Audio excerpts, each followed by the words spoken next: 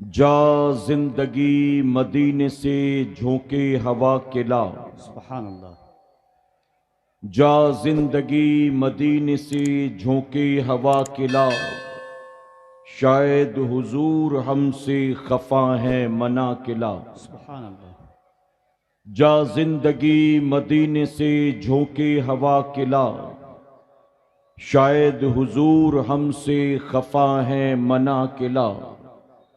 کچھ ہم بھی اپنا چہرہ و باطن سنوار لیں، چہرے باطن سوار۔ کچھ ہم بھی اپنا چہرہ و باطن سنوار لیں، بو بکر سے وہ آئینے عشق و وفا کے لا۔ سبحان اللہ۔ شاید حضور ہم سے خفا ہیں منا کے لا۔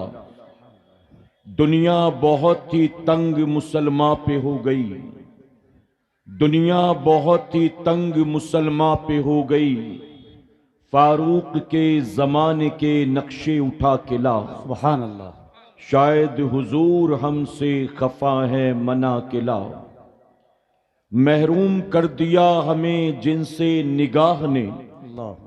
محروم کر دیا ہمیں جن سے نگاہ نے، عثمان سے وہ زاویے شرم و حیا کے لا۔ شاید حضور ہم سے خفا ہیں منا کے لا۔ مغرب میں مارا مارا نہ پھر اے گدائے علم، مغرب میں مارا مارا نہ پھر اے گدائے علم، دروازے علی سے تو خیرات جا کے لا۔ شاید حضور ہم سے خفا ہیں منا کے لا، شاید حضور ہم سے خفا ہیں منا کے لا۔ میرے پیارے آقا علیہ الصلوۃ والتسلیم کے پیارے دیوانوں، اللہ رب العزت کا بے پناہ کرم اور احسان کہ ماہ شعبان کی برکت والی شب میں میرے کریم نے ہمیں اور آپ کو اس پاکیزہ محفل میں شرکت کی توفیق عطا کی۔ اللہ رب العزت کی بارگاہ میں دعا ہے کہ میرا کریم آج کی شب اس محفل کے سجانے والوں کا سجانا اور دور دراز سے ہمارا اور آپ کا یہاں آنا قبول فرمائے۔ آمین۔ یہ موقع زندگی میں بار بار آیا نہیں کرتے۔ میرے پیارے آقا علیہ الصلوۃ والتسلیم کے پیارے دیوانوں، بہت معذرت کے ساتھ ایک بات عرض کرنا چاہوں گا۔ آپ کے ویسٹ بنگال میں یا آپ کے پڑوس میں جھارکھنڈ ہو، بہار ہو، یو پی ہو، اڑیسہ ہو، سال بھر جلسے جاری رہتے ہیں۔ ہر گاؤں کا اپنا اپنا ایک سالانہ جلسہ ہوتا ہے، ہر مدرسے کا سالانہ جلسہ ہوتا ہے۔ جہاں جہاں مزارات اولیاء موجود ہیں وہاں عرس پاک کے نام پر جلسہ ہوتا ہے، اور اس کے علاوہ یوں بھی ہمارے یہاں 11ویں شریف میں، 12ویں شریف میں، ماہ رجب میں، ماہ محرم الحرام میں بزرگان دین اور اولیاء اکرام کے نام پر سال بھر جلسوں کا سلسلہ جاری رہتا ہے۔ میرے پیارے آقا علیہ الصلوۃ والتسلیم کے پیارے دیوانوں، اس کے باوجود بھی مجھے بہت معذرت کے ساتھ یہ تلخ بات عرض کرنی پڑتی ہے کہ جن علاقوں میں، جن شہروں اور اسٹیٹس میں صدیوں سے جلسے ہو رہے ہیں، سینکڑوں جلسوں میں شرکت کے باوجود بھی میری قوم کو ایسی محفلوں میں کیسے آیا جائے اب تک اس کی بھی تمیز نہیں ہے۔ بتائیے غلط تو نہیں کہہ رہا ہوں میں؟ صحیح ہے سر۔ ان محفلوں میں آنے کے آداب کیا ہیں؟ اگر 20 جلسے اٹینڈ کرنے کے بعد ہمیں ان محفلوں میں شرکت کے آداب بھی نہیں معلوم تو پھر بتائیے کہ ان محفلوں میں آ کر ہم نے حاصل کیا کیا ہے؟ کیا ایسے دینی جلسوں میں ہم کان کے چسکے کے لیے آتے ہیں؟ کیا ایسے دینی جلسوں میں ہم محض بھیڑ کا حصہ بننے کے لیے آتے ہیں؟ کیا ایسے دینی جلسوں میں ہم آنے والے علماء کے نام پر جمع ہو جاتے ہیں؟ کیا ایسے دینی جلسوں میں ہم کتنا مجمع تھا صرف یہ دیکھنے کے لیے آتے ہیں؟ میرے پیارے آقا علیہ الصلوۃ والتسلیم کے پیارے دیوانوں، شروع سے لے کر آخر تک جتنے لوگ موجود ہیں، چاہے وہ مرد ہوں چاہے وہ خواتین اسلام ہوں، ہر ایک کو اس بات پر غور کرنا پڑے گا اور اپنی نیت کو سمجھنا پڑے گا کہ میں اگر رات کے اندھیرے میں دینی جلسے میں گیا ہوں یا گئی ہوں تو وہاں جانے کا اصل میرا مقصد کیا ہے۔ اگر آپ کو یہ پتا چلا کہ فلاں مولانا صاحب آنے والے ہیں، فلاں مقرر صاحب آنے والے ہیں، وہ جن کا بیان یوٹیوب پر آتا ہے وہ آج آنے والے ہیں، اگر آپ ان کے ناموں پر جمع ہوئے ہو تو یاد رکھنا، میں ذمہ داری کے ساتھ کہتا ہوں، آپ میرے کسی ایکس وائی زیڈ کے نام پر 1-2 بار نہیں 100 بار بھی آؤ، آپ کو آنے پر کوئی ثواب نہیں ملنا، لیکن اگر اپنے گھر سے نکلو گے صرف اللہ اور اس کے رسول کے نام پر، اللہ ہر قدم پر آپ کو نیکی عطا فرمائے گا۔ سبحان اللہ، سبحان اللہ۔ اور صرف نیکیاں ہی نہیں دے گا، بلکہ اگر اللہ اور اس کے رسول صلی اللہ علیہ وسلم کے نام پر اپنے گھر سے نکلو گے، آپ کا ایک قدم اٹھانا بھی میرے کریم نے قبول کر لیا تو قیامت میں آپ کی 40 50 60 70 سالہ زندگی ایک طرف ہوگی، اللہ کے ذکر کی محفل کی طرف اٹھنے والا آپ کا ایک قدم اللہ قبول کرے گا اور اسی کو آپ کے لیے جنت کی ضمانت بنا دے گا۔ میرے پیارے آقا علیہ الصلوۃ والتسلیم کے پیروانوں، میں آپ کے ویسٹ بنگال اور جہاں جہاں میں نے بتایا، جھارکھنڈ، یو پی، بہار، کئی جلسوں میں جا چکا ہوں۔ کبھی کبھی لوگ ہم سے کہتے ہیں کہ حضرت ہمارے گاؤں کا یہ 38واں جلسہ ہے، کوئی کہتا ہمارے گاؤں کا یہ 42واں جلسہ ہے، کوئی کہتا ہمارے گاؤں کا یہ 28واں سالانہ جلسہ ہے، اور اس کے بعد لمبی چوڑی لسٹ گنائی جاتی ہے، ہمارے یہاں تو یہ بھی آ چکے، یہ بھی آ چکے، یہ بھی آ چکے، یہ بھی آ چکے۔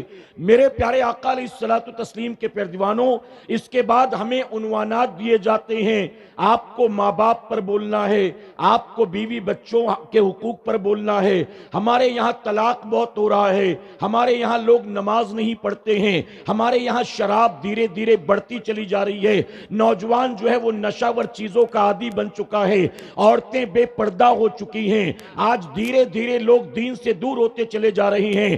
آپ مجھے دل پر ہاتھ رکھ کر بتائیں کہ جہاں کئی سالوں سے مسلسل جلسے ہو رہے ہیں اور جہاں لاکھوں روپے قوم کے جلسوں کے نام پر خرچ کر دیے جاتے ہیں، جہاں ہزاروں کی بھیڑ جمع ہوتی ہے اور تقریر کرنے والے مقررین کو ہزاروں کا لفافہ دیا جاتا ہے، آپ بتائیے ہر سال جلسے ہونے کے باوجود بھی قوم کی زندگی میں کوئی تبدیلی نہیں آتی، بلکہ جلسہ سننے کے بعد مسلمان گھر جاتا ہے اور فجر کی نماز میں بھی نہیں اٹھتا، نہ عشاء پڑھ کر آتا ہے اور نہ گھر جانے کے بعد فجر کا اہتمام کرتا ہے۔ تو آپ مجھے دل پر ہاتھ رکھ کر جواب دیں، یہ جلسے موجودہ دور میں صرف رسم و رواج ہی بن کر رہ گئے ہیں، علاوہ اس کے ہم نے تو جلسوں کی روحانیت کو کب کا ختم کر دیا۔ غلط تو نہیں کہہ رہا ہوں میں؟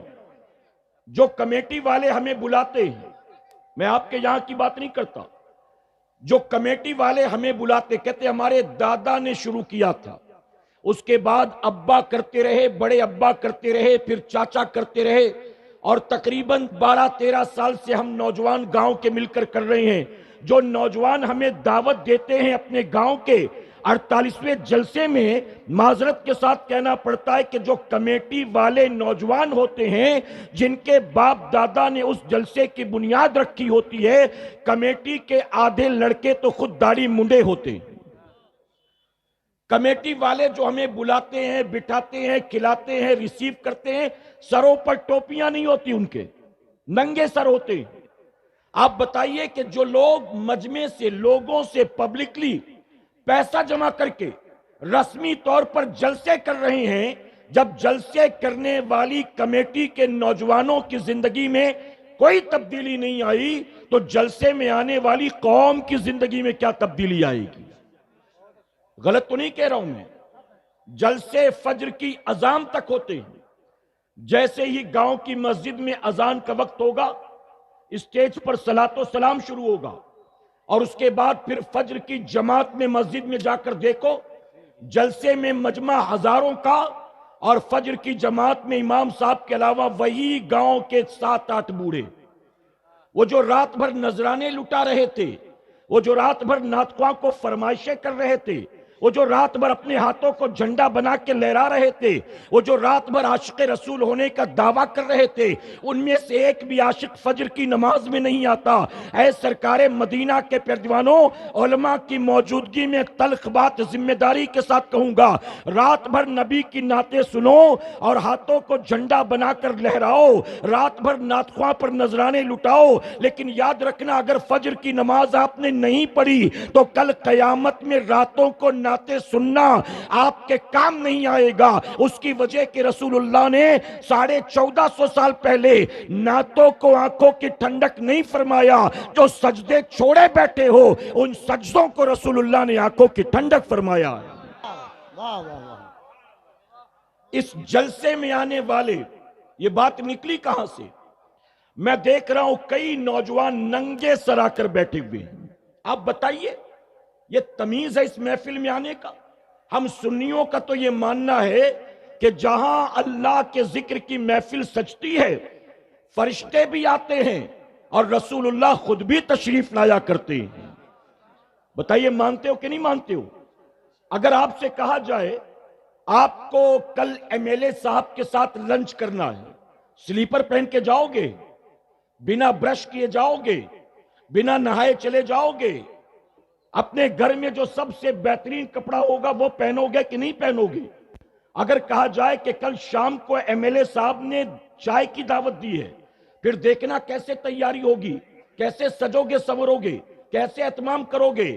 اے مسلمانوں، ایم پی صاحب سے ملنا ہو، ایم ایل اے صاحب سے ملنا ہو، منتری صاحب سے ملنا ہو، پولیس آفیسر سے ملنا ہو، آپ کس طرح سے تیار ہو کر جاتے ہو؟ اور جہاں اللہ کے معصوم فرشتے آتے ہیں اور جہاں خود وہ تشریف لاتے ہیں جن کے صدقے میں رب نے ساری کائنات کو پیدا کیا، تو اس محفل میں جب آپ آتے ہو ننگے سر چلے آتے ہو، بنا وضو کے آتے ہو، آپ آتے ہو دن بھر کے میلے کچیلے پسینے والے کپڑے پہن کر، اللہ رسول کے ذکر کی محفل میں آتے ہو، علماء کی تقریریں بھی سن رہے ہوتے ہو اور منہ میں ماوا زردہ گٹکا بھی بھرا ہوتا ہے۔ میرے پیارے آقا علیہ الصلوۃ والتسلیم کے پیروانوں، یاد رکھنا میرا یہ جملہ، دینی بیزاری آپ سب کے تباہی بربادی کا سبب بنے گی۔ دین سے دوری آپ کے لیے قبر کے عذاب کا، جہنم کی آگ کا سبب بنے گی۔ اگر آپ کو دنیا اور آخرت کی کامیابی چاہیے تو دینی بیزاری سے نکل کر اپنے اندر دینی بیداری پیدا کرنے کی کوشش کریں۔ محض رسم و رواج والے سنی نہ بنو، محض جلسے جلوس والے سنی نہ بنو، محض چادر گاگر عرس والے سنی نہ بنو، محض رسمی طور پر چند نعرے لگانے والے سنی نہ بنو، محض اپنی زبان سے عشق رسول کا دعویٰ کرنے والے، زبانی جمع خرچ کرنے والے مت بنو۔ اے سرکار مدینہ کے پیروانوں، آپ میری بات سنیں اور دل پر ہاتھ رکھ کر جواب دیں۔ جو روزانہ فجر کے وقت اٹھ کر، روزانہ صبح 8-9 بجے اٹھ کر اپنے چہرے سے داڑھی منڈاتا ہے اور رات کو جلسوں میں عاشق رسول ہونے کا دعویٰ کرتا ہے، ہر صبح داڑھی منڈانے والا عاشق رسول ہو سکتا ہے؟ اپنے بوڑھے ماں باپ کو جھڑکی دینے والا، اپنے بوڑھے ماں باپ کو آنکھ دکھانے والا کسی اینگل سے عاشق رسول ہو سکتا ہے؟ کس بات کا عاشق ہے؟ عاشق رسول وہ نہیں جو رات جلسوں میں جھومتا نظر آئے، جو رات جلسوں میں علماء سے مصافحے کے لیے ایک دوسرے پر گرتا پڑتا نظر آئے۔ عاشق رسول وہ نہیں جو شاعر اسلام کی نعتوں کو سن کر بس اس پر دونوں ہاتھوں سے مال لٹاتا نظر آئے۔ عاشق رسول حقیقت میں وہ ہوتا ہے اگر اس کی جیب میں شاعر کو دینے کے لیے مال نہیں بھی ہے، اگر اس کے جسم کے اندر نعرے لگانے کے لیے طاقت نہیں بھی ہے، تو بھی عاشق رسول وہ ہوتا ہے جس کی زندگی گزرتی ہے تو طبیعت کے مطابق نہیں گزرتی بلکہ اللہ رسول کی شریعت کے مطابق گزرتی ہے۔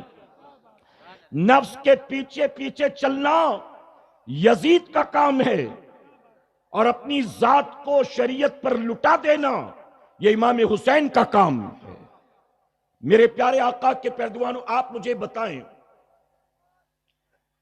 آپ یہاں اس محفل میں کیا صرف کانوں کے چسکے کے لیے آتے ہیں، کانوں کی لذت کے لیے آتے ہیں، اور میں ایک بات اور عرض کرنا چاہوں گا بہت معذرت کے ساتھ، یہاں بڑے بڑے علماء موجود ہیں، میرے پیارے آقا کے پیروانوں، میرا حساب کتاب کیا ہے جانتے ہو؟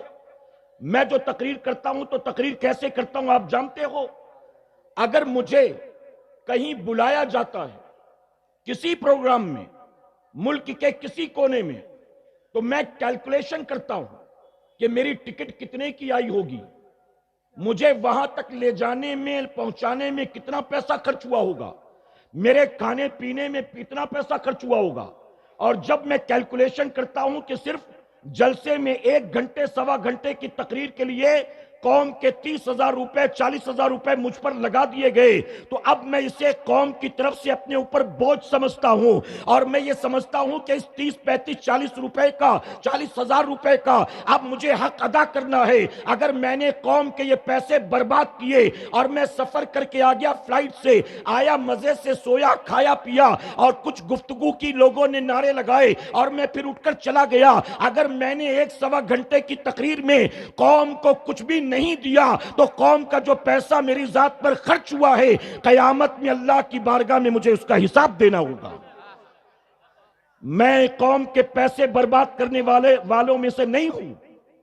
آپ جانتے ہو ہماری جماعت کے ایک بہت بڑے بزرگ نے کہا تھا، اگر تم 1 گھنٹے تقریر کرتے ہو، توجہ سے سننا، اگر تم 1 گھنٹے تقریر کرتے ہو اور 1 گھنٹے کی تقریر میں 200 لوگ موجود ہیں اور اس 1 گھنٹے کی تقریر میں تم نے قوم کو کچھ نہیں دیا، تو تم نے اپنی زندگی کا 1 گھنٹہ برباد نہیں کیا، تم نے قوم کے 200 گھنٹے برباد کیے، تم نے قوم کے 200۔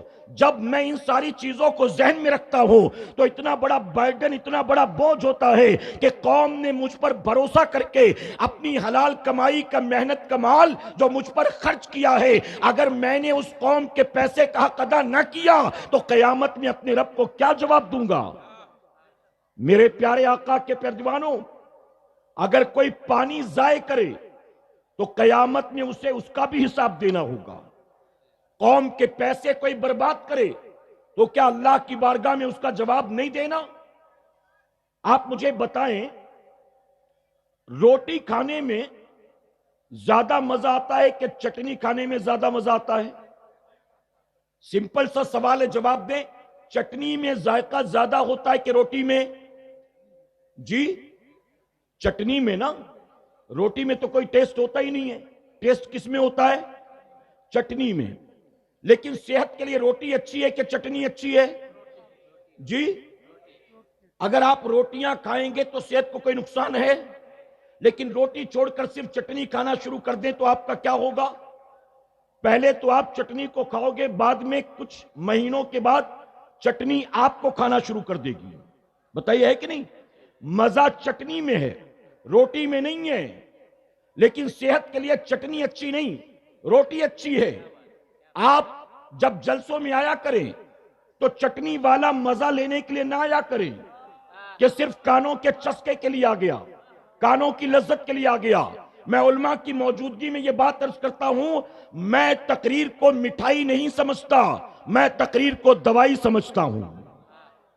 مٹھائی آدمی اپنے مزے کے لیے کھاتا ہے، مٹھائی آدمی اپنی زبان کے لیے کھاتا ہے، مٹھائی آدمی اپنی مرضی سے کھاتا ہے، مٹھائی آدمی اپنے شوق کے مطابق کھاتا ہے۔ لیکن جانتے ہو دوائی آدمی مزے کے لیے نہیں کھاتا، دوائی آدمی شفا کے لیے کھاتا ہے۔ اور جب ڈاکٹر کے پاس جاؤ تو ڈاکٹر دوا لکھنے سے پہلے یہ نہیں پوچھتا نمکین پسند ہے کہ تیکھا کھانا پسند ہے کہ سالٹڈ پسند ہے۔ ڈاکٹر آپ کے مرض کو دیکھتا ہے، آپ کے ٹیسٹ کو نہیں دیکھتا، آپ کی بیماری کے اعتبار سے دوا دیتا ہے۔ میں بھی قوم کو بیماری کے اعتبار سے دوا دیتا ہوں، میں مٹھائی لے کر نہیں آیا، میں دوائی لے کر آیا ہوں۔ اور میرے سامنے جو مجمع موجود ہوتا ہے اس مجمع کو میں اپنا فین نہیں سمجھتا، اپنا چاہنے والا نہیں سمجھتا، بلکہ جو مجمع سامنے ہوتا ہے میں اسے مریض سمجھتا ہوں۔ آپ کہیں گے ہمیں کس بات کا مرض ہے؟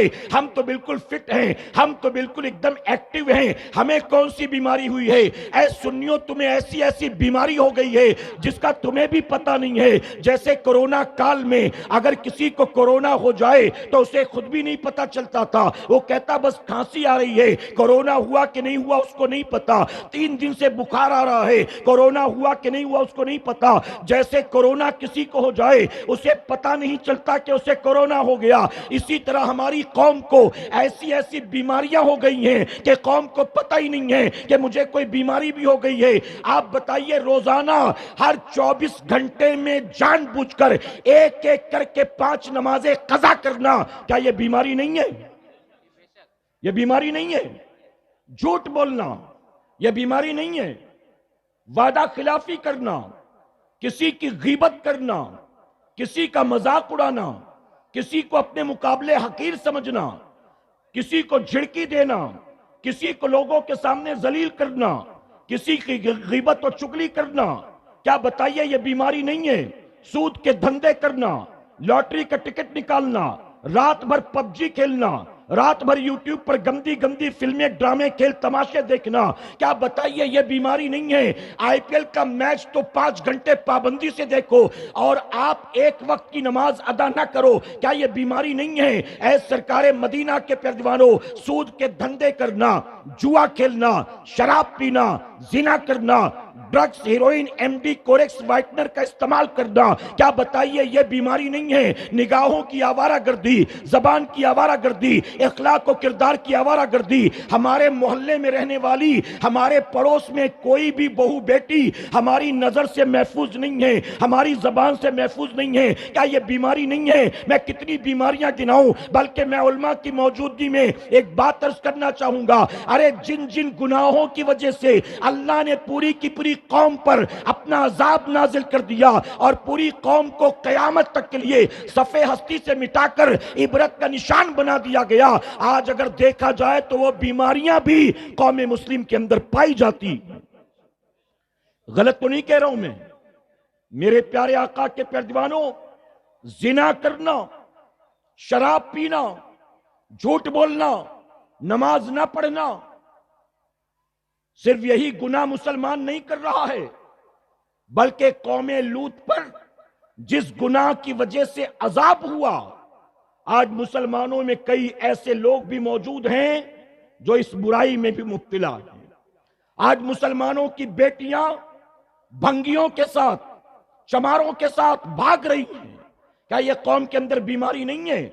आज हमारे घर की औरतें बेहया हो गई, बेपर्दा हो गई, बेगैरत हो गई, पूरा पूरा साल गुजर जाता है, अल्लाह का सजदा नहीं करती, कभी वजू की जरूरत नहीं पड़ती, कभी घर में मुसल्ला नहीं बिछाती, कभी कुरान की तिलावत नहीं करती, क्या ये बताइए बीमारी नहीं है? मैं कितनी बीमारियां गिनाऊं? ऐ सरकारे मदीना अलैहिस्सलातु तस्लीम के पैरवानों, आज पूरी दुनिया में कौम मुस्लिम के जिल्लत और रुसवाई के जितने रीजंस हैं, उसमें एक सबसे बड़ा रीजन ये भी है, हम मुसलमान सिर्फ पैदाशी हैं, इस वजह से मुसलमान रह गए। हम मुसलमान मां की कोख से पैदा हुए, हम मुसलमान बाप दादा के घर में पैदा हुए, हम सिर्फ इसलिए मुसलमान हैं कि क्योंकि हम पैदाशी मुसलमान हैं। अलावा उसके आप मुझे बताएं, मुसलमान माँ बाप के घर में पैदा होने के बाद जिंदगी गुजरती चली जा रही है, हमने कभी करीब से दीन को सीखने की कोशिश की है? कभी दीन को सीखने की कोशिश की? तो दोस्तों, आपको ये बयान कैसा लगा? इसका सेकंड पार्ट इंशाल्लाह इसी चैनल पे बहुत जल्द अपलोड हो जाएगा। आप लोग ज़्यादा से ज़्यादा इसको शेयर करें, लाइक करें और चैनल को सब्सक्राइब करें।